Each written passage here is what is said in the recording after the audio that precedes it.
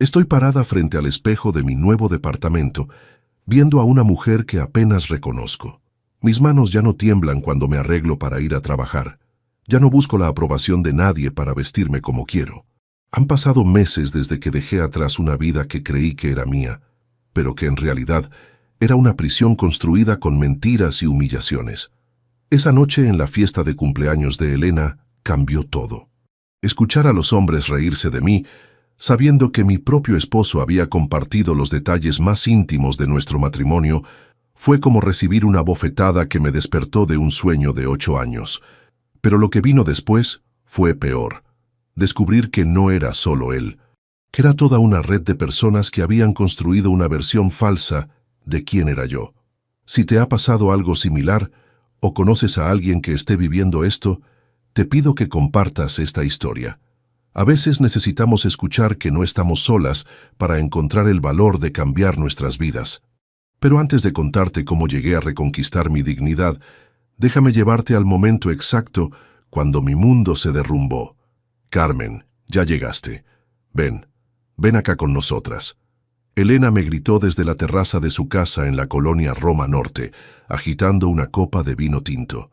Era marzo y el aire nocturno todavía tenía ese frescor que me gustaba. Acababa de cerrar el contrato más grande de mi carrera como organizadora de eventos. La boda de la hija de un empresario importante en el hotel Four Seasons. Me sentía invencible, como si finalmente hubiera demostrado que mi negocio era más que un hobbyito, como le gustaba decir a Ricardo. ¿Dónde está tu marido?, me preguntó Sofía, la hermana menor de Elena, mientras me servía una copa. Llegando. Tuvo que cerrar la agencia más tarde, respondí, buscando a Ricardo con la mirada entre los invitados. La casa se veía preciosa.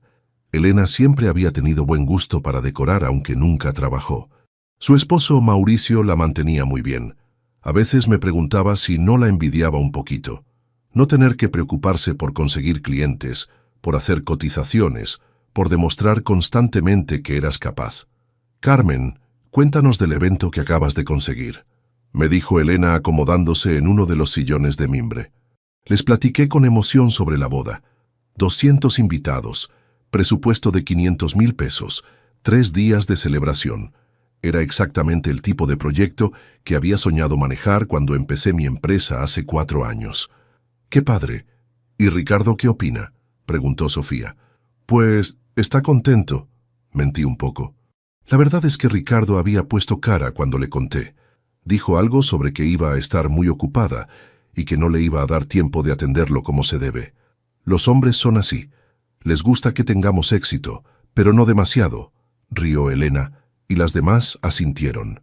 Hacia las 10 llegó Ricardo con Miguel, su primo, y otros 3 amigos que reconocí de reuniones anteriores. Se fueron directo a la parte de atrás del jardín, donde Mauricio había puesto una mesa con botanas y cervezas. Era típico. Los hombres por un lado, las mujeres por otro.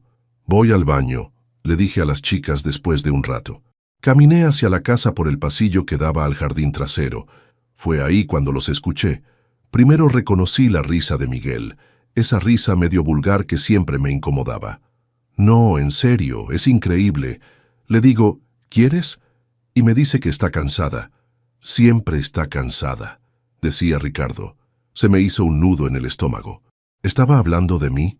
¿Siempre?, preguntó otra voz que no identifiqué bien. Siempre. O que le duele la cabeza o que tuvo un día pesado. Ya hasta dejé de intentar, continuó Ricardo, y los demás se rieron. Pues búscate otra, hermano. La vida es muy corta para vivir así, dijo Miguel. Es que no entiendes, ella nunca quiere nada en la cama. Nada, como si fuera una monja. Las carcajadas que siguieron me atravesaron como cuchillos. Me quedé paralizada ahí, escondida detrás de la pared, escuchando cómo mi esposo de 8 años convertía nuestra intimidad en entretenimiento para sus amigos. ¿Y tú qué haces?, preguntó alguien más. ¿Qué voy a hacer? Aguantarme. Pero ya estoy hasta la madre, la verdad. Pues déjala que se quede con sus eventos y sus reuniones. Total, mejor para ti, ¿no? Menos responsabilidades. Mi corazón latía tan fuerte que pensé que me iba a desmayar. Quería correr, quería gritarles, quería desaparecer. En lugar de eso, me quedé ahí como una idiota, escuchando cómo destruían lo poco que quedaba de mi autoestima. El problema es que ahora está toda engreída con su trabajito. Se cree muy importante, agregó Ricardo tomando un trago largo de su cerveza. Pero en la casa sigue siendo la misma, fría como un témpano. No pude escuchar más. Regresé al baño casi corriendo, cerré la puerta con seguro y me senté en el piso. Las lágrimas llegaron sin avisar, mezclándose con la rabia y la humillación. ¿Cuántas veces había pasado esto? ¿En cuántas reuniones familiares, cuántas cenas con amigos, cuántas parrilladas había sido yo el tema de conversación? Me imaginé a todos esos hombres riéndose de mí, compadeciendo a Ricardo por estar casado con una mujer fría, pero lo que más me dolía era que parte de lo que decía era cierto. Últimamente no tenía ganas de estar con él, pero no era porque fuera fría o porque no me gustara el sexo. Era porque cada día me sentía más pequeña a su lado, más criticada, más juzgada. Era difícil sentir deseo por alguien que constantemente te hacía sentir que no eras suficiente. Alguien tocó la puerta. «¿Carmen? ¿Estás bien?» Era Elena. «Sí, ya salgo», logré decir, tratando de que no se me quebrara la voz. Me lavé la cara, me retoqué el maquillaje y salí con una sonrisa falsa. «¿Todo bien? Te veías rara». «Sí, solo me dolía un poco la cabeza». Elena me miró con esos ojos que tenía cuando sabía que algo no estaba bien, pero no dijo nada. Regresamos con las demás y traté de actuar normal, pero cada risa que escuchaba del jardín trasero me recordaba lo que acababa de oír. Cuando Ricardo se acercó a despedirse, fingí que todo estaba perfecto. «¿Ya nos vamos?», me preguntó poniéndome la mano en la cintura. «Cuando quieras». En el coche de regreso a casa estuvo hablando de los amigos, del trabajo, de cualquier cosa menos de lo que yo había escuchado. Yo contestaba con monosílabos, viendo las luces de la ciudad pasar por la ventana. «¿Estás bien? Estás muy callada», me dijo cuando llegamos a nuestro departamento en la Condesa. «Solo cansada». «Ah, bueno, era de esperarse», murmuró, y yo supe exactamente lo que quería decir. Esa noche me quedé despierta hasta muy tarde, viendo el techo de nuestra recámara, repasando cada palabra que había escuchado. No podía dejar de pensar en una cosa. Si Ricardo creía que yo era el problema, ¿cuánta gente más lo creía también? Capítulo 2. Palabras que duelen. Pasaron 3 semanas antes de que pudiera confrontar a Ricardo. 3 semanas en las que cada conversación, cada gesto, cada momento de silencio en la casa se volvió una tortura. Me la pasé analizando cada interacción que habíamos tenido en los últimos meses, buscando pistas de cuánto tiempo llevaba hablando de mí así. El peor momento llegó cuando fuimos a cenar a casa de mis papás el domingo siguiente. Mi mamá, como siempre, preguntó por mi trabajo. «¿Cómo va tu negocio, mi amor?», me dijo mientras servía el pozole. «Muy bien, mamá. Acabo de conseguir un contrato grande». «Qué bueno, pero no vayas a descuidar otras cosas importantes», me contestó, lanzándole una mirada cómplice a Ricardo. Mi papá se rió. «Tu mamá tiene razón. El trabajo está bien, pero la familia es primero». Ricardo asintió con esa sonrisa que ahora me daba náuseas. «Exacto, suegro». Yo siempre le digo lo mismo. Le había contado a mis propios papás. Les había dicho que yo era una mala esposa porque trabajaba mucho. Me quedé callada el resto de la cena, pero por dentro estaba hirviendo.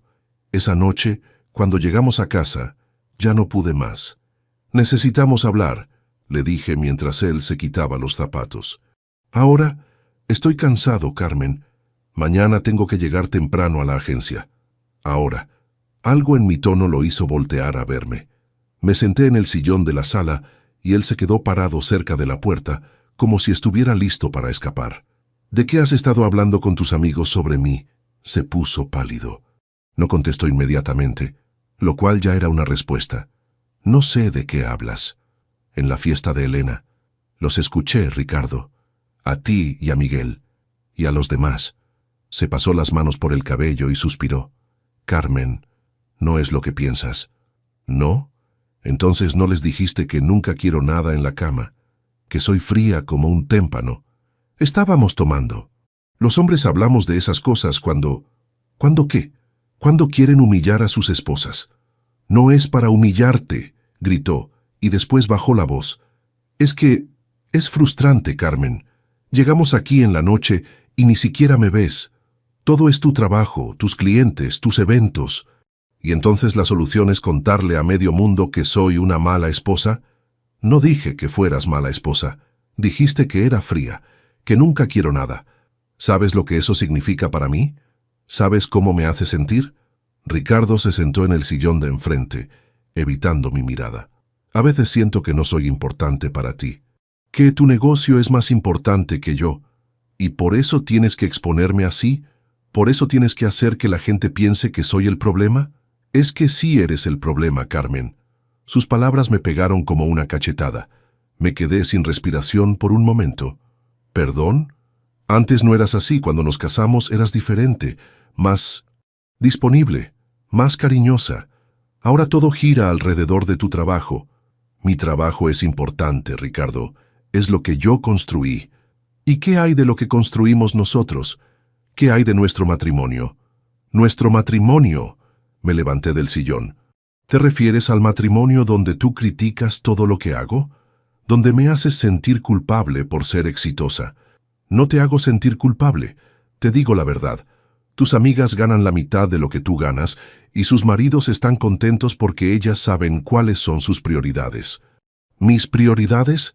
¿Como Elena, que no ha trabajado un día en su vida? Elena hace feliz a su marido. Elena no llega a la casa hablando de presupuestos y proveedores. Elena no soy yo, lo interrumpí. Yo no soy Elena. Cuando te casaste conmigo sabías quién era. Sabía quién eras, no en quién te ibas a convertir. Nos quedamos viendo un momento que se sintió eterno. En sus ojos vi algo que no había visto antes. Resentimiento real. No era solo que estuviera molesto conmigo. Era que genuinamente creía que yo había cambiado para mal, que me había vuelto alguien peor. ¿Sabes qué es lo más triste?, le dije, sintiendo cómo se me quebraba la voz. ¿Qué, tienes razón en algo? Sí he cambiado. Antes sí era más cariñosa contigo, pero ¿sabes por qué ya no? Porque es muy difícil sentir cariño por alguien que constantemente te hace sentir que no eres suficiente. Yo nunca te he dicho que no eres suficiente. No con palabras. Pero cada vez que criticas cuánto trabajo, cada vez que susurras cuando contesto el teléfono, cada vez que pones esa cara cuando hablo de mis proyectos, ¿tú crees que eso no me afecta? Ricardo se quedó callado. Se veía incómodo, como si no hubiera pensado en eso antes. Y ahora me entero de que no solo me criticas a mí, sino que le cuentas a todo mundo lo mal que soy en la cama, como si eso fuera solo culpa mía. Carmen, ¿le has contado a tu mamá? ¿A tus hermanas? La expresión en su cara me dijo todo lo que necesitaba saber. Dios mío. ¿A cuánta gente, Ricardo? ¿A cuánta gente le has contado que tu esposa es fría y que por eso tu vida es miserable? No es tan dramático como lo estás poniendo. No es dramático. ¿Te imaginas si yo fuera por ahí contándole a mis amigas que tú no me satisfaces, que eres mal amante? ¿Cómo te sentirías? Eso es diferente. ¿Por qué? ¿Porque eres hombre? Porque es diferente y ya. Los hombres hablamos de esas cosas. Los hombres hablan de esas cosas para humillar a sus esposas y sentirse mejor consigo mismos. Ricardo se levantó del sillón. ¿Sabes qué, Carmen? Estoy cansado de esta conversación. Estoy cansado de que todo sea mi culpa. Estoy cansado de llegar a mi casa y sentir que estorbo. Y yo estoy cansada de llegar a mi casa y sentir que tengo que pedirte perdón por existir. Entonces, tal vez, deberíamos preguntarnos para qué seguimos juntos. Sus palabras se quedaron flotando en el aire como humo. Los dos sabíamos que había dicho algo que no se podía retirar. Tal vez deberíamos, le contesté, y por primera vez en semanas me sentí tranquila. Esa noche dormimos en cuartos separados. Él se fue al cuarto de visitas y yo me quedé en nuestra cama, viendo el techo otra vez. Pero esta vez no estaba confundida. Esta vez sabía exactamente qué era lo que tenía que hacer. El problema era que todavía no sabía cómo hacerlo. Capítulo 3. El trabajo como refugio. Los siguientes 2 meses fueron los más extraños de mi vida. Ricardo y yo vivíamos en la misma casa como 2 extraños educados. Él se levantaba temprano para irse al trabajo. Yo salía a las reuniones con clientes y en las noches cada quien se metía a su cuarto. No habíamos vuelto a hablar de lo que pasó esa noche, pero ambos sabíamos que algo se había roto para siempre. Me refugié en el trabajo como nunca antes. Acepté 3 proyectos al mismo tiempo: la boda del Four Seasons, un evento corporativo para una empresa de tecnología, y la boda de Sofía Restrepo, una arquitecta joven que me había contactado por recomendación. Sofía era todo lo que yo había sido a los 25. Segura de sí misma, ambiciosa, enamorada, pero no dependiente. Cuando nos reunimos por primera vez en un café de la zona rosa, me recordó a mí misma antes de casarme. «Quiero algo elegante pero no ostentoso», me explicó, moviendo las manos mientras hablaba. «Mi novio y yo hemos trabajado mucho para llegar donde estamos. Queremos que la boda refleje eso». «¿En qué trabaja tu novio?», le pregunté, tomando notas. «Es ingeniero, como yo. Nos conocimos en la universidad». Se rió. «A veces la gente nos dice que somos muy parecidos, que los dos somos muy ambiciosos, como si fuera algo malo». Sus palabras me dolieron en un lugar que no sabía que todavía estaba sensible. «¿Y él te apoya en tu carrera?». «Claro. De hecho, él fue quien me animó a empezar mi propio despacho. Dice que soy muy buena para dejarme trabajar para otros toda la vida». Me quedé callada un momento, fingiendo que revisaba mis notas. «¿Estás bien?», me preguntó Sofía. «Sí, perdón. Es que me recordaste a mí cuando era más joven». «¿Qué cambió?». Era una pregunta sencilla, pero no tenía una respuesta sencilla. ¿Qué había cambiado? ¿El matrimonio? ¿Ricardo? ¿Yo? «La vida», le contesté. «A veces la vida se vuelve más complicada». Sofía me miró con esos ojos inteligentes que tienen las mujeres cuando saben que hay más historia detrás de una respuesta. «Bueno, pues, ojalá que planear mi boda te ayude a recordar lo bueno que puede ser cuando 2 personas se apoyan de verdad». Mientras trabajaba en su boda, no podía dejar de comparar su relación con la mía. Diego, su novio, la llamaba durante nuestras reuniones solo para preguntarle cómo iba todo, si necesitaba algo. Cuando hablaba de ella se notaba que estaba orgulloso. Cuando Ricardo hablaba de mí, bueno, ya sabía cómo hablaba de mí. El problema era que mis otros proyectos empezaron a verse afectados por mi situación en casa. La señora que organizaba el evento corporativo, Lucía Mendoza, me hizo un comentario que me heló la sangre durante una de nuestras juntas. «Carmen, una pregunta personal. ¿Tú estás casada?». «Sí, ¿por qué?». «Es que mi cuñada conoce a tu esposo. Dice que trabaja en una agencia de autos, ¿no?». Se me revolvió el estómago. «Sí». «Ah, qué casualidad. El otro día estábamos platicando en una reunión familiar y salió tu nombre. Mi cuñada dice que tu esposo es muy simpático». «Ah, sí, Ricardo es muy sociable». «Sí, eso dijo. También mencionó que, bueno, que has estado muy ocupada con el trabajo últimamente, que a veces es difícil para los matrimonios cuando la mujer trabaja tanto». Ahí estaba.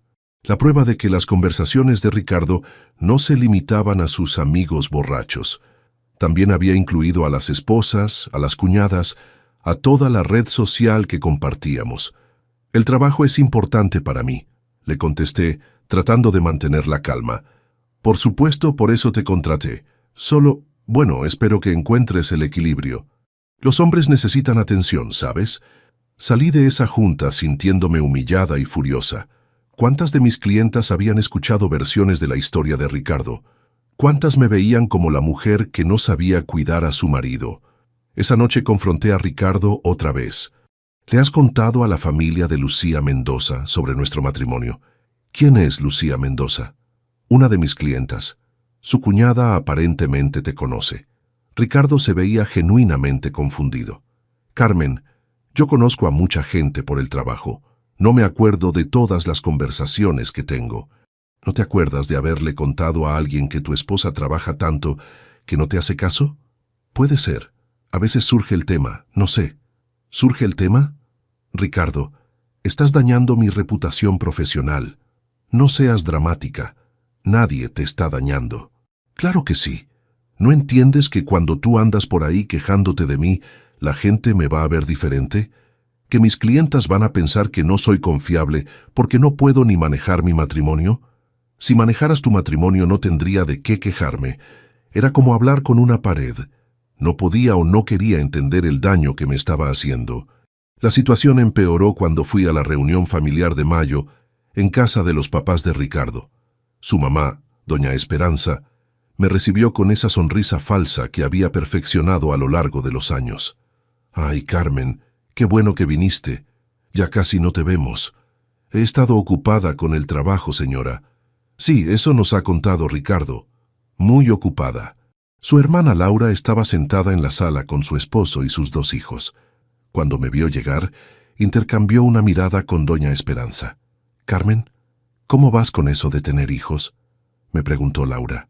«Ya llevan muchos años casados». «Pues, no hemos decidido todavía». «Ay, pero no esperen mucho. Mira que el tiempo pasa volando». Doña Esperanza se acercó y me puso la mano en el hombro. «Laura tiene razón, mi hija. Los hijos unen más a los matrimonios, te dan otra perspectiva de la vida. Además», agregó Laura, «una vez que seas mamá, vas a tener otras prioridades. No vas a querer estar trabajando todo el tiempo». Me quedé helada. ¿Ricardo también les había contado que no queríamos hijos? O peor, les había dicho que yo no quería porque estaba muy enfocada en mi carrera. «El trabajo también es importante», logré decir. «Claro, pero la familia es primero», me contestó doña Esperanza. «Una mujer que no puede cuidar a su marido, ¿cómo va a cuidar a sus hijos?». Las palabras de Ricardo resonaron en mi cabeza. Ella nunca quiere nada en la cama. ¿También les había contado eso? Por eso asumían que el problema para tener hijos era mío. Esa noche, cuando regresamos a casa, tuve otra revelación horrible. «Ricardo, ¿qué le has contado a tu familia sobre por qué no tenemos hijos?». «Nada específico. Nada específico o nada. Carmen, no vamos a empezar otra vez. ¿Les dijiste que no quiero tener hijos porque estoy muy ocupada con el trabajo?». Puede ser que haya salido el tema. «¿Y les contaste también que tengo endometriosis? ¿Que a veces me duele y por eso no siempre tengo ganas de tener relaciones?». Ricardo se quedó callado. «Ah, no, eso no se los contaste, porque eso te haría quedar mal a ti, ¿verdad? Es más fácil decir que tu esposa es fría a explicar que a veces está enferma y tú no tienes paciencia. No es lo mismo». «Claro que es lo mismo, pero es más conveniente para ti que todos piensen que soy yo la del problema». Esa noche me di cuenta de algo terrible. Ricardo no solo había estado hablando mal de mí, había estado construyendo una narrativa completa donde yo era la villana de nuestro matrimonio. Y lo peor de todo era que había gente que se la estaba creyendo, incluyendo, me daba cuenta con horror, a mí misma. Capítulo 4. Despertando. En junio tomé una decisión que cambiaría todo. Busqué ayuda profesional. No podía seguir viviendo así, sintiéndome como una extraña en mi propia vida. Encontré a la doctora Patricia Luna a través de una recomendación en línea. Su consultorio estaba en la colonia del Valle, y cuando hablé para pedir cita, su secretaria me dijo que tenía disponibilidad hasta dentro de 3 semanas. 3 semanas está bien, le dije. Ya he esperado 8 años, puedo esperar un poco más. Mi primera sesión fue un desastre. Me senté en su sillón beige y me quedé callada durante 10 minutos, sin saber por dónde empezar. «¿Qué te trae aquí, Carmen?», me preguntó la doctora Luna. Era una mujer de unos 50 años, con el cabello canoso y una voz muy tranquila. «Mi marido le dice a todo el mundo que soy fría en la cama». Las palabras salieron así, de golpe, sin ningún preámbulo. La doctora Luna no se inmutó. «¿Y cómo te hace sentir eso?». «Como una mierda», le contesté, y después me disculpé por la palabra. «No tienes por qué disculparte, estás en un lugar seguro aquí». Esa primera sesión lloré durante 40 minutos seguidos. Lloré por la humillación, por la soledad, por la rabia que había estado guardando durante meses. La doctora Luna me dejó llorar sin tratar de consolarme o de darme consejos. «La próxima semana vamos a hablar sobre lo que acabas de contarme», me dijo al final. «Mientras tanto, quiero que pienses en una cosa. ¿Desde cuándo empezaste a sentirte así en tu matrimonio?». Esa pregunta me persiguió toda la semana. ¿Desde cuándo? Al principio pensé que era desde que escuché la conversación en casa de Elena, pero mientras más lo pensaba, más me daba cuenta de que la cosa venía de mucho más atrás. En mi segunda sesión, la doctora Luna me hizo preguntas que nunca me había hecho. «¿Ricardo te ha dicho alguna vez que estás exagerando cuando te enojas por algo?». Sí, siempre. ¿Te ha dicho que eres muy sensible? Todo el tiempo. ¿Alguna vez has sentido que tienes que pedirle perdón por cosas que no hiciste mal? Me quedé callada. La respuesta era sí, pero nunca lo había visto así. Carmen, ¿sabes qué significa la palabra gaslighting? No. Es cuando alguien te hace dudar de tu propia realidad. Te hace creer que estás loca, que eres muy sensible, que tú eres el problema. Es una forma de abuso emocional muy común. Pero Ricardo no me pega, no me grita tanto. El abuso no siempre es físico, a veces es más sutil. Te va desgastando poco a poco hasta que ya no sabes quién eres. Salí de esa sesión con la cabeza dándome vueltas. ¿Abuso emocional? ¿Yo? Pero si tenía un buen matrimonio. Bueno, había tenido un buen matrimonio, ¿o no? Mientras tanto, las cosas en casa empeoraron. Ricardo había empezado a revisar mi teléfono cuando yo estaba bañándome. Al principio no me di cuenta, pero una noche salí del baño y lo encontré con mi celular en la mano. ¿Qué haces? Se te olvidó apagarlo y estaba sonando. Y por eso lo agarraste. Era un mensaje, pensé que era importante. ¿De quién? De tu cliente, la de la boda. Sofía.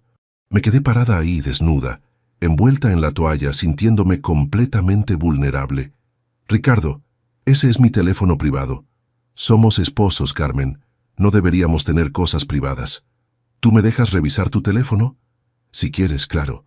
Pero cuando le dije que sí quería, se puso nervioso y empezó a dar excusas. Ahorita no, que tengo trabajo pendiente. ¿Trabajo en tu teléfono personal? Carmen, no seas paranoica. Ahí estaba otra vez esa palabra, paranoica, como si mis preocupaciones no fueran válidas. Unos días después, apareció en mi oficina sin avisar. Yo estaba en una junta con Sofía y Diego, planeando los últimos detalles de su boda, que sería en agosto. «Hola», dijo Ricardo asomándose por la puerta. «Perdón que interrumpa». «Hola», le contesté confundida. «¿Qué haces aquí?» «Venía pasando y se me ocurrió invitarte a comer». Era mentira. Ricardo nunca venía pasando por mi oficina. Estaba a 20 minutos de su trabajo y en dirección contraria a cualquier lugar donde él tuviera que estar. «Estoy en junta», le dije. «Ah, no se preocupen por mí», les dijo a Sofía y Diego. «Soy Ricardo, el esposo de Carmen». «Mucho gusto», contestó Diego, levantándose para saludar. «Igualmente». «¿Ya van a ser los novios?» «Sí, nos casamos en agosto», le contestó Sofía. «Qué padre. Ojalá que Carmen los esté cuidando bien. A veces se le va el avión con tanto trabajo». Me quedé helada. ¿En serio acababa de hacer eso? ¿Acababa de menospreciarme frente a mis clientes? «Carmen es increíble», contestó Sofía. «Es la mejor decisión que hemos tomado». «Ah, qué bueno. Es que en la casa a veces la veo muy estresada y me preocupo». «Bueno», interrumpí, «te veo en la casa en la noche. Ahorita estamos ocupados». Ricardo se fue, pero el daño ya estaba hecho. Después de que se fue, Sofía me preguntó si estaba todo bien. «Sí, ¿por qué?» «No sé, se veía tenso». «Es que está preocupado porque he trabajado mucho últimamente». ¿Preocupado o molesto? La pregunta me pegó porque Sofía había visto exactamente lo que yo no quería admitir. Esa noche le reclamé a Ricardo. «¿Por qué viniste a mi oficina?» «Quería verte». ¿Está mal que un esposo quiera ver a su esposa? ¿Está mal que un esposo vaya a menospreciar a su esposa frente a sus clientes? No te menosprecié. Solo dije que te veía estresada. ¿Dijiste que se me va el avión con tanto trabajo? Bueno, es que es verdad. «Ricardo», le grité, ¿no entiendes que esa gente me paga? ¿Que necesito que confíen en mí? Si confían en ti, un comentario no va a cambiar eso, pero yo sabía que sí podía cambiar las cosas. Si mis clientes empezaban a pensar que yo no era estable, que tenía problemas en casa, podían cancelar sus contratos. En mi siguiente sesión con la doctora Luna le conté todo. «¿Cómo te sentiste cuando llegó sin avisar?», me preguntó. «Como si me estuviera vigilando». «¿Te está vigilando?» «No sé. Tal vez». «Carmen, ¿has notado otros cambios en su comportamiento?» Le conté sobre el teléfono, sobre cómo ahora me preguntaba a dónde iba cuando salía, sobre cómo me llamaba más seguido durante el día para saber cómo estaba. «¿Y tu familia qué opina de todo esto?» «No les he contado». «¿Por qué?» «Porque van a decir que estoy exagerando, que los matrimonios pasan por crisis y que tengo que ser más paciente». ¿Tú crees que estás exagerando? No sé. A veces sí, a veces no. ¿Sabes qué me parece interesante? Que después de todo lo que me has contado, todavía te preguntas si estás exagerando. Tenía razón. Después de meses de sentirme humillada, vigilada y menospreciada, todavía dudaba de mis propias percepciones. ¿Qué crees que pasaría si le dijeras a tu familia lo que está pasando? Mi mamá me diría que hable con él, que trate de arreglar las cosas. Mi papá me diría que eso es normal, que así son los hombres. ¿Y qué te dice eso sobre el tipo de apoyo que puedes esperar de ellos? No dije nada, pero sabía la respuesta. No podía esperar mucho apoyo. Mi familia creía en el matrimonio por encima de todo, incluso por encima de mi bienestar. Al final de esa sesión, la doctora Luna me dio una tarea. Quiero que esta semana pongas límites pequeños, nada dramático, solo pequeñas cosas que te ayuden a sentir que tienes control sobre tu propia vida. ¿Cómo qué? No sé, tú dime. ¿Qué es algo pequeño que puedes hacer solo para ti, sin tener que explicárselo a nadie? Lo pensé durante el camino a casa, que era algo que podía hacer solo para mí. Al día siguiente, cambié la contraseña de mi teléfono. Capítulo 5. La decisión. Agosto llegó con una sensación de urgencia que no podía explicar. La boda de Sofía estaba programada para el último sábado del mes en una hermosa hacienda en Tepoztlán, y yo había puesto toda mi energía en que fuera perfecta. Era como si necesitara demostrarme a mí misma que todavía podía crear algo hermoso, incluso cuando mi propia vida se estaba desmoronando. Las sesiones con la doctora Luna me habían ayudado a ver las cosas más claras, pero también me habían puesto en una posición imposible. Ahora sabía que lo que estaba viviendo no era normal, pero no sabía qué hacer con esa información. ¿Has pensado en la separación?, me preguntó la doctora Luna en nuestra sesión de la segunda semana de agosto. Todos los días, le contesté, pero es muy complicado. ¿Qué es lo más complicado? El dinero. La casa está a nombre de los dos, tenemos deudas juntas. Mi negocio, si me separo, va a haber un escándalo, la gente va a hablar. ¿Y qué van a decir? Que tenían razón, que yo era el problema, que por eso no funcionó el matrimonio. ¿Tú crees que eres el problema? Ya no sé qué creer. Era verdad. Después de meses de terapia sabía que Ricardo me había estado manipulando, pero todavía había una parte de mí que se preguntaba si tal vez sí era demasiado ambiciosa, si tal vez sí había descuidado mi matrimonio. Carmen, hay algo que quiero que entiendas, me dijo la doctora Luna. Dudar de ti misma es exactamente lo que se supone que debe pasar cuando has vivido abuso emocional durante mucho tiempo. No significa que estés loca, significa que has estado viviendo en una realidad distorsionada. ¿Cuánto tiempo toma volver a la normalidad? No hay una respuesta fija. Pero sí te puedo decir que mientras sigas en la misma situación, va a ser muy difícil sanar. Esa semana Ricardo escaló su comportamiento. El miércoles llegué a casa y encontré que había movido cosas en mi oficina. ¿Por qué moviste mis papeles?, le pregunté. Estaba limpiando, se veía muy desordenado. Ricardo, esos papeles estaban organizados. Ahora no sé dónde está nada. Relájate, solo los acomodé. Pero no era solo acomodar. Había revisado contratos, había movido facturas, había tocado archivos confidenciales de mis clientes. ¿Leíste mis contratos? Vi algunos papeles. ¿Está mal que me interese en tu trabajo? Sí, está mal. Esa información es confidencial. Carmen, somos esposos. No me puedes tratar como si fuera un extraño. Sí puedo, es mi trabajo, es mi privacidad. Tu privacidad, se rió. ¿Desde cuándo necesitas privacidad conmigo? Esa noche me quedé despierta hasta las 3 de la mañana, reorganizando mis archivos y preguntándome qué más había visto.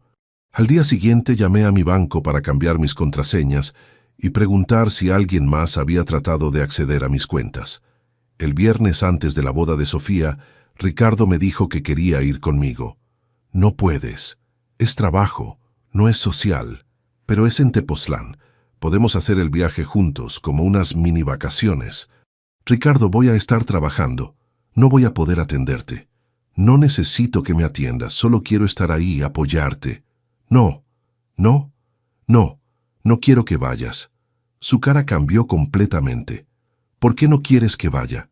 Porque cada vez que vas a uno de mis eventos me menosprecias, haces comentarios, me pones nerviosa. Eso no es verdad. Sí es verdad. Y esta boda es muy importante para mí. No puedo arriesgarme a que hagas algo que la arruine. ¿Crees que voy a arruinar tu trabajo? Sí. La palabra salió tan clara y tan firme que nos sorprendió a los dos. Está bien, me dijo después de un momento. No voy. Pero creo que esto dice mucho sobre nuestro matrimonio. Sí, le contesté. Sí dice mucho. El sábado de la boda me levanté a las 5 de la mañana para estar en Tepoztlán a las 8. El día estaba perfecto. Cielo azul, temperatura ideal, sin nubes. Todo iba saliendo como lo habíamos planeado. Sofía se veía radiante. Durante los preparativos en la mañana, me platicó que ella y Diego habían decidido comprarse una casa juntos después de la luna de miel. Vamos a poner todo a nombre de los dos, me dijo mientras se maquillaba. Diego dice que no hay punto en casarse si no vamos a construir todo juntos. ¿Y tu carrera? ¿Qué tiene? Vamos a apoyarnos mutuamente. Él va a seguir con su empresa y yo con mi despacho. Hasta estamos pensando en hacer algunos proyectos juntos en el futuro. La ceremonia fue perfecta. Ver a Sofía y Diego intercambiar votos me hizo llorar, pero no de felicidad. Lloré porque me di cuenta de lo que nunca había tenido. Lloré porque entendí que el amor no se supone que te haga sentir pequeña. La fiesta iba de maravilla, hasta las 9 de la noche. Yo estaba coordinando con el DJ el cambio de música cuando vi una figura familiar acercándose por el jardín. Ricardo. Había venido a pesar de que le dije que no. Se veía alterado, como si hubiera estado tomando. ¿Qué haces aquí?, le pregunté cuando llegó hasta donde estaba yo. Vine a buscarte, necesitamos hablar. Estoy trabajando, Ricardo, no puedes estar aquí. Sí puedo. Es un lugar público. Es una boda privada, no estás invitado. Carmen, vámonos a casa. Ya es muy tarde. Son las 9 de la noche. La fiesta apenas está empezando. Para ti tal vez. Para mí ya fue suficiente. Estoy harto de que me trates como si no existiera. La gente empezó a voltear a vernos. Los invitados, los meseros, el fotógrafo. Me di cuenta de que Sofía me estaba viendo desde la pista de baile con cara de preocupación. Ricardo, por favor, no hagas esto aquí. ¿Hacer qué? ¿Venir a buscar a mi esposa? ¿Pedirle que se vaya conmigo a casa? Su voz era cada vez más alta. Diego se acercó. ¿Está todo bien?, me preguntó. Sí, todo bien, contestó Ricardo antes de que yo pudiera hablar. Solo vine por mi esposa. ¿Señora Carmen?, me preguntó Diego, ignorando a Ricardo. ¿Diego? ¿Puedes darme un minuto?, le pedí. Claro, voy a estar allá si necesitas algo. Cuando Diego se fue, traté de hablar con Ricardo en voz baja. Por favor, vete. Podemos hablar en la casa mañana. No, estoy cansado de esperar. Estoy cansado de que tu trabajo sea más importante que yo. Estoy cansado de que me hagas sentir como si no valiera nada. Ricardo, estás borracho. No estoy borracho. Estoy harto. Harto de vivir con una mujer que prefiere trabajar que estar con su marido. Toda la pista de baile se había quedado callada. Los meseros habían parado de servir. El DJ había bajado la música. Todos nos estaban viendo. «Mírate», me gritó. «Mírate cómo estás. Toda arreglada para extraños, pero para mí nunca tienes tiempo. Ricardo, basta. No voy a parar. Ya me cansé de fingir que está todo bien. Todo mundo puede ver que prefieres a tus clientes que a tu esposo». En ese momento, algo dentro de mí se quebró, pero no como había pasado otras veces. Esta vez se quebró la parte que tenía miedo, la parte que siempre trataba de mantener la paz. ¿Sabes qué, Ricardo?, le dije, ya sin importarme quién me escuchara. Tienes razón. Sí prefiero a mis clientes que a ti, porque mis clientes me respetan. Mis clientes no andan por ahí contándole a todo el mundo que soy una mala esposa. Mis clientes no me humillan en público. Carmen, no, ya hablaste tú. Ahora hablo yo. Viniste aquí a humillarme otra vez, como has estado haciendo durante meses. Pero ¿sabes qué es lo que no entiendes? Que cada vez que haces esto, me demuestras que tengo razón en querer alejarme de ti. No digas eso. ¿Por qué no? Porque la gente nos está viendo. Perfecto. Que vean quién eres realmente. Que vean por qué nuestro matrimonio no funciona. Ricardo me miró como si no me reconociera, tal vez porque era la primera vez en años que me había defendido en público. Carmen, por favor, vámonos a casa y hablamos. No, ya no voy a ir a casa contigo. Ya no voy a fingir que esto se puede arreglar. Se acabó, Ricardo. Las palabras salieron de mi boca antes de que me diera cuenta de que las estaba diciendo, pero en el momento que las dije, supe que eran verdad. ¿Se acabó qué? Nuestro matrimonio. Se acabó nuestro matrimonio. Ricardo se quedó parado ahí, en medio del jardín de una hacienda en Tepoztlán, rodeado de extraños que habían visto su verdadera cara. Después de un momento que se sintió eterno, se dio la vuelta y se fue. Me quedé ahí, temblando, sin saber si acababa de cometer el error más grande de mi vida o si acababa de salvarme. Sofía se acercó y me puso la mano en el hombro. ¿Estás bien? No sé, le contesté, pero creo que voy a estar bien. Capítulo 6. Reconstruyendo los siguientes 6 meses, fueron los más difíciles y los más liberadores de mi vida. Cuando regresé a la casa el domingo después de la boda de Sofía, Ricardo ya había empacado y se había ido a casa de su mamá. Me había dejado una nota en la mesa de la cocina que decía: «Ya que quieres estar sola, ahí tienes tu espacio. Cuando se te pase el berrinche, me hablas». No le hablé. El lunes fui directo al despacho de un abogado que me había recomendado la doctora Luna.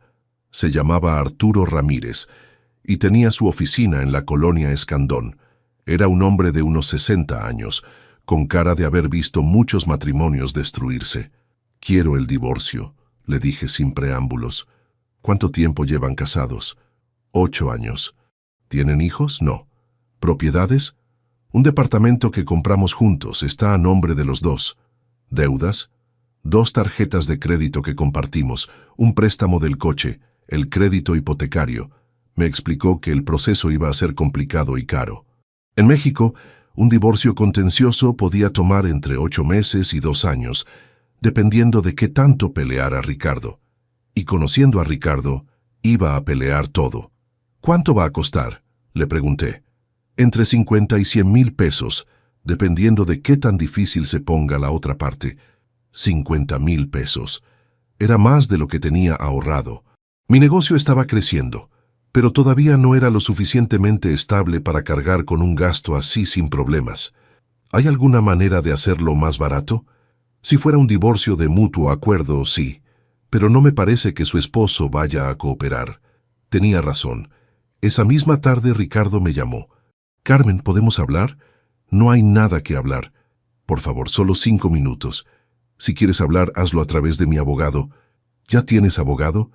¿En serio vas a llegar a eso?» «Ya llegamos a eso, Ricardo. Desde hace mucho. Carmen, lo que pasó el sábado, estaba tomado, estaba celoso, no quise hacer eso, pero lo hiciste. Y no fue la primera vez. Podemos ir a terapia de pareja. Podemos arreglar esto». «No quiero arreglarlo». «¿Por qué no?» «Porque ya no te amo». Las palabras salieron tan claras que me sorprendí a mí misma. Pero era verdad. En algún momento durante los últimos meses, el amor se había convertido en resentimiento, el resentimiento en indiferencia. «No digas eso. Es la verdad, Ricardo, ya no te amo. Ya no quiero estar casada contigo, ya no quiero fingir que somos felices». Colgué y apagué el teléfono. Esa noche llamé a mi mamá para contarle. «¿Cómo que te vas a divorciar?», me gritó por teléfono. «¿Estás loca?» «Mamá, por favor, trata de entender». «¿Entender qué? ¿Que vas a tirar 8 años de matrimonio por un pleito?» «No es un pleito, mamá. Es mucho más complicado que eso». «Ay, Carmen, todos los matrimonios pasan por crisis. Tu papá y yo hemos tenido nuestros problemas y aquí seguimos. Esto es diferente». «¿Diferente cómo? ¿Te pega? ¿Te es infiel?» No sabía cómo explicarle que había otros tipos de violencia, otros tipos de infidelidad. ¿Cómo le iba a explicar que me había estado traicionando emocionalmente durante años? «Mamá, Ricardo me ha estado humillando públicamente. Le cuenta a todo el mundo detalles íntimos de nuestro matrimonio. Ay, mi hija, pero eso no es motivo para divorciarse. Los hombres son así. Hablan de esas cosas con sus amigos». «No, mamá, no es normal. Carmen, el matrimonio es trabajo, es sacrificio. No te puedes rendir a la primera dificultad». «No es la primera dificultad, son años de dificultades. Pues entonces habla con él, ve a terapia. Pero no te divorcies. ¿Qué va a decir la gente? Ahí estaba. Lo que realmente le preocupaba a mi mamá no era mi felicidad, era qué iba a decir la gente. Me da igual lo que diga la gente. A mí no me da igual. Somos una familia decente. Los divorcios están mal vistos. Mamá, estamos en el siglo XXI. Estamos donde estamos, pero las cosas están como están. Una mujer divorciada siempre va a ser señalada. Prefiero que me señalen a seguir viviendo infeliz. Estás siendo muy egoísta, Carmen. Esa palabra me dolió más de lo que esperaba. Egoísta. Como si querer ser feliz fuera un defecto. Si ser egoísta significa no dejar que me traten mal, entonces sí soy egoísta. Mira, piénsalo bien. Duerme sobre el asunto. En unos días se te va a pasar el coraje y vas a ver las cosas diferentes. Pero no se me pasó el coraje. Lo que pasó fue que Ricardo empezó su propia campaña para hacerme ver que estaba cometiendo un error. Primero fueron las llamadas.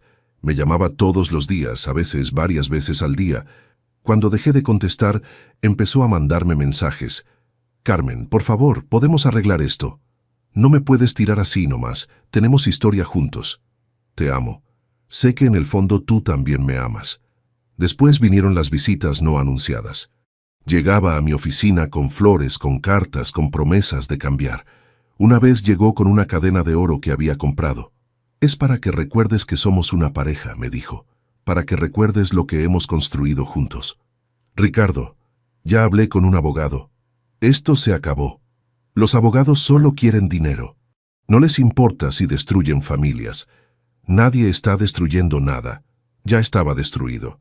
¿Por qué estás siendo tan cruel? No estoy siendo cruel. Estoy siendo honesta. La Carmen que yo conocí no era así. Era más dulce, más comprensiva. La Carmen que tú conociste ya no existe. La mataste a base de humillaciones. Yo nunca te humillé. ¿En serio? ¿Nunca? No a propósito. ¿Entonces qué era? ¿Accidentes? ¿Te tropezabas con la boca y sin querer le contabas a la gente que tu esposa era fría en la cama? Ricardo se quedó callado. ¿Sabes qué es lo más triste?, le dije. Que ni siquiera ahora puedes admitir lo que hiciste. Ni siquiera ahora puedes decir, sí, te lastimé, perdóname. Mamá, te lastimé, perdóname. Es muy tarde. En noviembre, Ricardo cambió de estrategia. Si no podía convencerme a mí, iba a tratar de convencer a mi familia. Fue a hablar con mis papás. Tu marido vino a hablar con nosotros, me dijo mi papá por teléfono. Se ve muy arrepentido. Papá, por favor, no te metas en esto. ¿Cómo no me voy a meter? Eres mi hija, y Ricardo es como un hijo para mí. Es que no entiendes lo que pasó. Entiendo que están pasando por una crisis matrimonial. Entiendo que él cometió errores. Pero también entiendo que tú no estás siendo muy comprensiva. ¿Comprensiva? Carmen, el muchacho está destrozado. Dice que tú ya no quieres ni hablar con él. Eso no está bien. No tengo nada que hablar con él. Tienes que darle una oportunidad. Los matrimonios se salvan con trabajo de los dos. Papá, yo ya trabajé durante 8 años. Ya me cansé. Te cansaste muy rápido. Esa conversación con mi papá me dolió muchísimo. Pero también me enseñó algo importante. No podía esperar que mi familia entendiera. Para ellos, el matrimonio era sagrado, sin importar qué tan tóxico fuera. El proceso legal fue tan terrible como me había advertido el abogado. Ricardo contrató a su propio abogado y empezó a pelear cada punto. No quería vender el departamento. No quería dividir las deudas por igual. Argumentaba que como él ganaba más, debería quedarse con la mayor parte de los bienes. Pero ella también gana dinero, le dijo mi abogado al suyo en una junta. Sí, pero su negocio es inestable. No se puede comparar con un sueldo fijo. Era otra humillación más. Incluso en el divorcio, Ricardo trataba de menospreciar mi trabajo. Para enero ya había gastado 40,000 pesos en abogados y el divorcio ni siquiera había llegado a juicio. Tuve que pedirle un préstamo a mi hermana para poder seguir pagando. ¿Estás segura de que esto es lo que quieres?, me preguntó Ana cuando me transfirió el dinero. Es mucho dinero, Carmen. Estoy segura. ¿Y si tratas de arreglarlo con él? Te ahorrarías todo este gasto. Ana, por favor, tú también no. No es que esté del lado de él. Es que el divorcio es muy caro. y muy complicado. Y después vas a estar sola. Prefiero estar sola que mal acompañada. ¿En serio? En serio. Pero la verdad era que a veces no estaba tan segura. Había noches que llegaba a mi departamento nuevo, un estudio pequeño en la Roma Norte que costaba la mitad de lo que pagábamos antes, y me sentía completamente abrumada. ¿Y si mi familia tenía razón? ¿Y si estaba cometiendo el error más grande de mi vida? En esos momentos de duda, me acordaba de las sesiones con la doctora Luna. Me acordaba de cómo me había sentido en la boda de Sofía cuando Ricardo me humilló frente a todos. Me acordaba de años de sentirme pequeña, criticada, juzgada, y entonces sabía que estaba haciendo lo correcto. En febrero, casi 7 meses después de la boda de Sofía, finalmente llegamos a un acuerdo. Ricardo se quedaría con el departamento, pero tendría que pagarme mi parte en 5 años. Yo me haría cargo de mis propias deudas, él de las suyas. No habría pensión alimenticia de ningún lado. El día que firmamos los papeles en el juzgado, Ricardo me miró con una tristeza que casi me hizo cambiar de opinión. ¿De verdad no hay vuelta atrás?, me preguntó. No, le contesté. No hay vuelta atrás. ¿Me odias? No te odio, Ricardo, pero tampoco te amo, y eso está bien. Los dos merecemos estar con alguien que nos ame de verdad. Salí del juzgado sintiéndome extraña. No feliz, pero tampoco triste. Libre, tal vez, o tal vez solo cansada. Esa noche cené sola en mi departamento, viendo Netflix en la computadora, y por primera vez en meses no sentí que me faltara algo. Me sentí completa. Epílogo. 2 años después. Estoy sentada en la terraza de un café en La Condesa, revisando los contratos para 3 bodas que tengo programadas para este otoño. Mi negocio ya no es solo mío. Contraté a 2 asistentes el año pasado y estamos considerando abrir una segunda oficina en Guadalajara. No es que me haya vuelto millonaria, pero finalmente tengo la estabilidad que siempre busqué. Mi teléfono suena. Es Sofía. Carmen, ¿cómo estás? Muy bien. ¿Y tú? ¿Cómo van las cosas con el bebé? Sofía y Diego tuvieron a su primera hija hace 6 meses.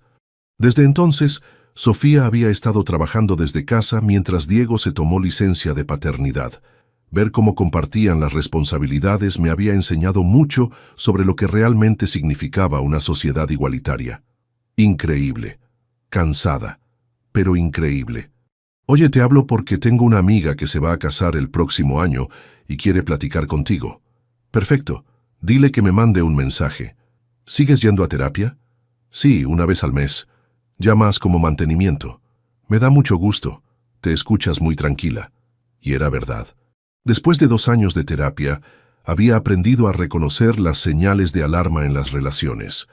Había salido con 3 hombres diferentes durante este tiempo, y con 2 de ellos había terminado las cosas en cuanto noté comportamientos controladores o despreciativos. Con el tercero, Miguel, llevaba 6 meses y las cosas iban bien. Despacio, pero bien. Miguel era contador y tenía su propio despacho. Cuando le platiqué sobre mi negocio, no me preguntó si no era demasiado estresante para mí. Me preguntó si necesitaba ayuda con la contabilidad. Cuando le conté sobre mi divorcio, no me dijo que seguramente había sido culpa de los dos. Me dijo que lamentaba que hubiera pasado por eso. No sé si va a ser algo serio o no, pero por primera vez en años no me siento presionada a saberlo. Estoy bien sola, y eso hace que estar acompañada sea una elección, no una necesidad. La relación con mi familia sigue siendo complicada. Mi mamá aún hace comentarios pasivo-agresivos sobre el divorcio cuando hablamos por teléfono, pero ya aprendí a no engancharme. Mi papá básicamente me dejó de hablar durante 6 meses después de que se firmaron los papeles, pero poco a poco hemos reconstruido algo parecido a una relación. Nunca va a entender por qué me divorcié, pero al menos ya no trata de convencerme de que fue un error. Mi hermana Ana ha sido mi mayor sorpresa. Al principio pensé que iba a estar del lado de mis papás, pero conforme pasó el tiempo, empezó a hacerme preguntas sobre mi matrimonio, que me dieron cuenta de que había estado observando más de lo que pensé. Siempre me pareció raro cómo te hablaba Ricardo, me dijo hace unos meses, pero no sabía si era normal o si yo era muy sensible. No eras muy sensible, sí era raro. ¿Por qué nunca dijiste nada antes? Porque yo tampoco sabía que era raro. Pensé que así eran todos los matrimonios. Ana lleva 2 años de novia con un ingeniero que la trata completamente diferente a como Ricardo me trataba a mí. Ver su relación me ha confirmado que tomé la decisión correcta. Económicamente, las cosas han sido difíciles, pero manejables. Los primeros 6 meses después del divorcio fueron muy apretados. Tuve que rechazar algunos gastos que antes me parecían normales. Cenas en restaurantes caros, ropa nueva cada temporada, viajes de fin de semana. Pero también me di cuenta de cuántas de esas cosas las hacía por presión social, no porque realmente las disfrutara. Ahora vivo en un departamento de 2 recámaras en la Roma Norte. No es tan grande como el que compartía con Ricardo, pero es completamente mío. Lo decoré exactamente como quise, sin tener que consultarle a nadie si los colores eran muy femeninos o si los muebles eran muy caros. El trabajo ha sido mi salvación, pero también mi mayor desafío. Durante el primer año después del divorcio, perdí 3 clientes importantes. No me dijeron directamente que era por mi situación personal, pero no fue difícil conectar los puntos. Una de ellas, la esposa de un socio de Ricardo, incluso me canceló el contrato 2 semanas antes de su evento. «Es que han surgido algunas complicaciones», me dijo por teléfono. «Vamos a tener que cancelar». Después me enteré por otras fuentes que había contratado a otra organizadora de eventos. No me sorprendió, pero sí me dolió darme cuenta de que mis miedos sobre el daño profesional habían sido justificados. Sin embargo, por cada cliente que perdí conseguí otros 2.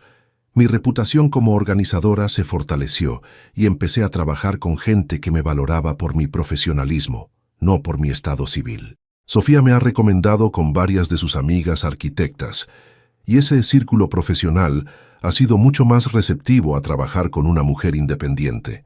El mes pasado me encontré a Ricardo en una gasolinera. Fue la primera vez que lo veía desde el día que firmamos los papeles del divorcio. Se veía más delgado, con algunas canas que antes no tenía. «Hola, Carmen», me dijo incómodo. «Hola, Ricardo.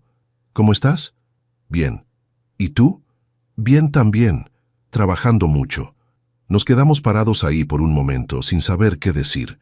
Era extraño ver a alguien que había sido tan importante en mi vida, convertido en prácticamente un extraño. «¿Sigues con tu negocio?», me preguntó.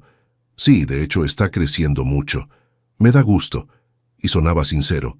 Tal vez el tiempo y la distancia le habían dado perspectiva, o tal vez solo era cortesía básica.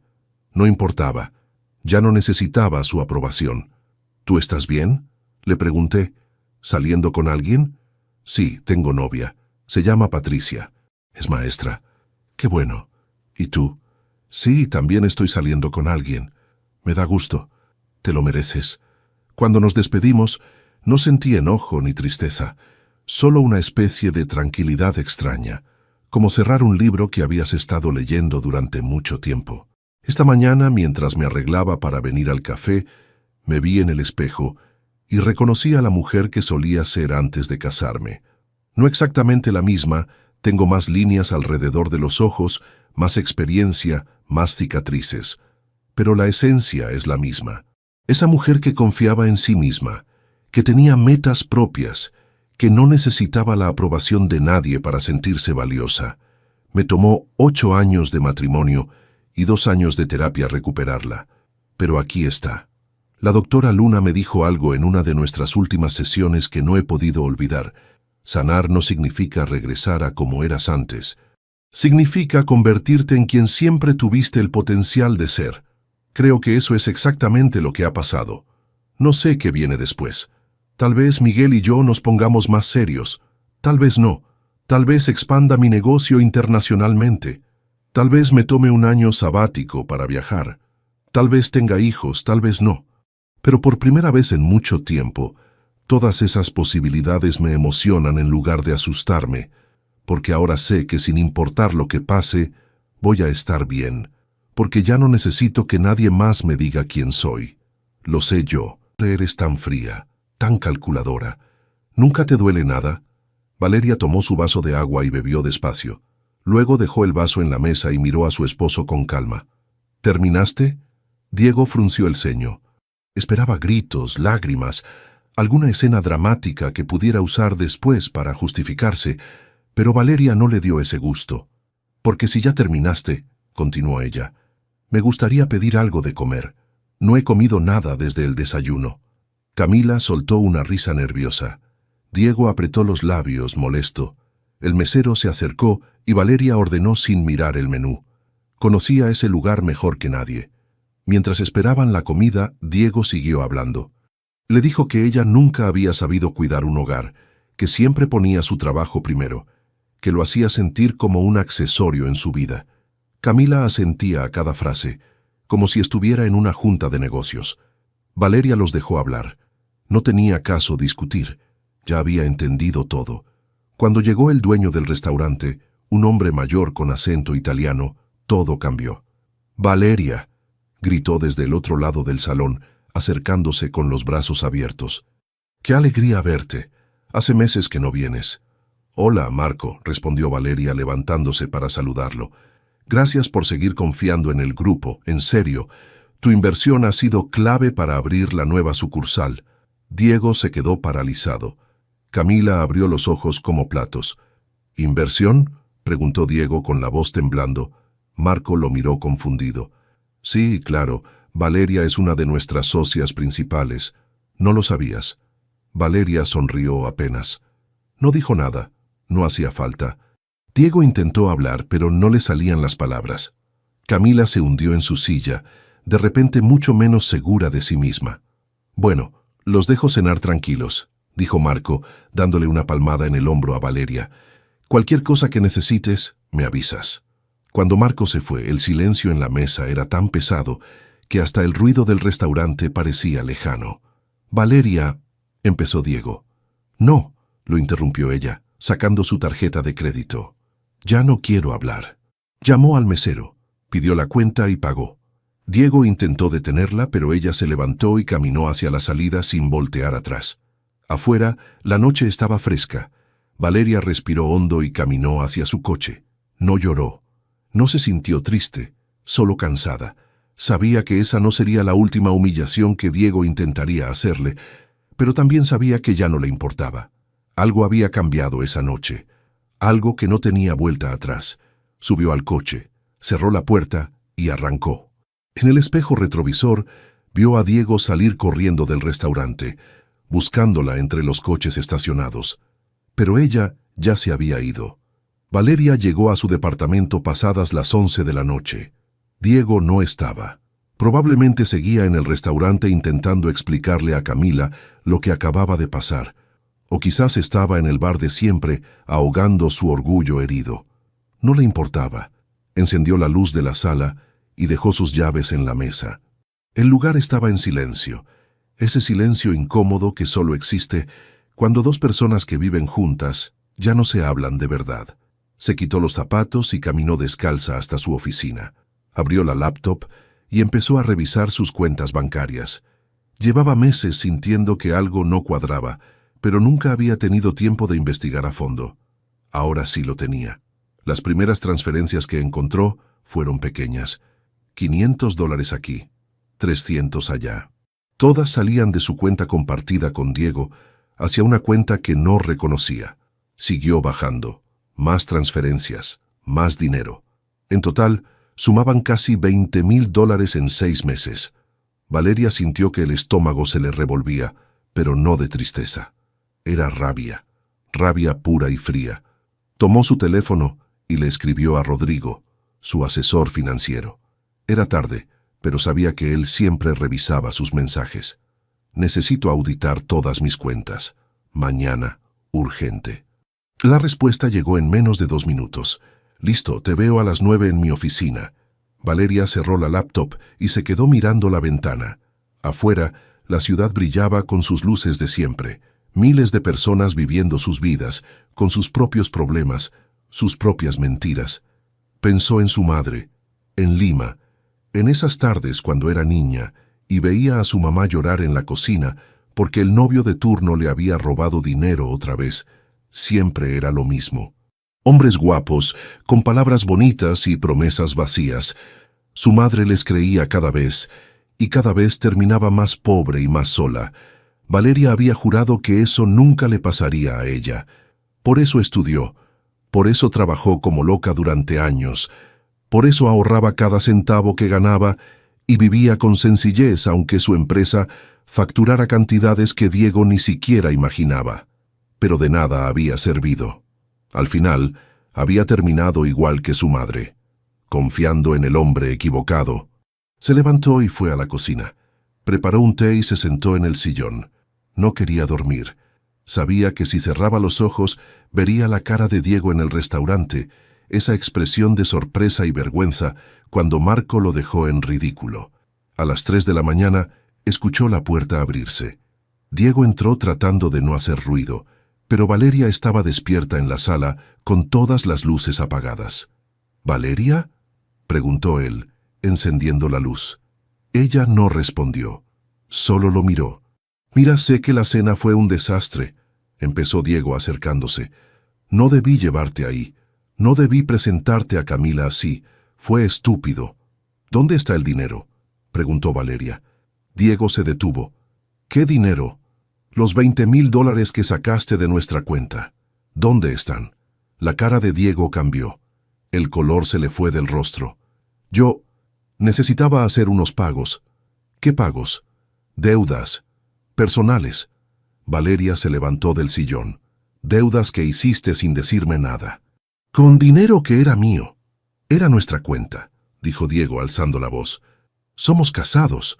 Lo que es tuyo es mío». «No», respondió Valeria caminando hacia él. «Lo que era mío, y tú lo robaste». «No lo robé. Solo lo usé. Iba a reponerlo». «¿Cuándo? ¿Con qué dinero? Si apenas te alcanza para pagar tu coche». Diego apretó los puños. Valeria vio en sus ojos algo que nunca había visto antes. Odio. Odio real. «¿Sabes qué es lo peor de ti, Valeria?», dijo él, escupiendo las palabras. «Que siempre me haces sentir menos. Cada vez que ahorras, cada vez que hablas de tus inversiones, es como si me restregaras en la cara que ganas más que yo. Eso es tu problema, no el mío. Es nuestro problema. Por eso nuestra relación no funciona, porque tú nunca me has visto como tú igual». Valeria se cruzó de brazos. «Tienes razón. No te veo como mi igual, porque tú robas y yo no». Diego levantó la mano como si fuera a pegarle, pero se detuvo. Valeria no se movió. Solo lo miró fijamente, esperando. Él bajó la mano y se dejó caer en el sillón. «No sé qué quieres que haga», dijo con la voz quebrada. «Quiero que te vayas». Diego levantó la cabeza. «¿Qué?». «Que te vayas. Esta noche. Ahora. Este también es mi departamento». «No, es mío. Yo pago la renta. Tú solo vives aquí». Diego se quedó en silencio. Valeria fue a la habitación, sacó una maleta del closet y empezó a meter la ropa de él. «¿Qué haces?», preguntó Diego siguiéndola. «Te estoy ayudando a empacar». «Valeria, por favor, no hagas esto. Podemos arreglarlo». Ella siguió empacando sin mirarlo. Cuando terminó, cerró la maleta y se la entregó. «Vete a casa de tu madre. O con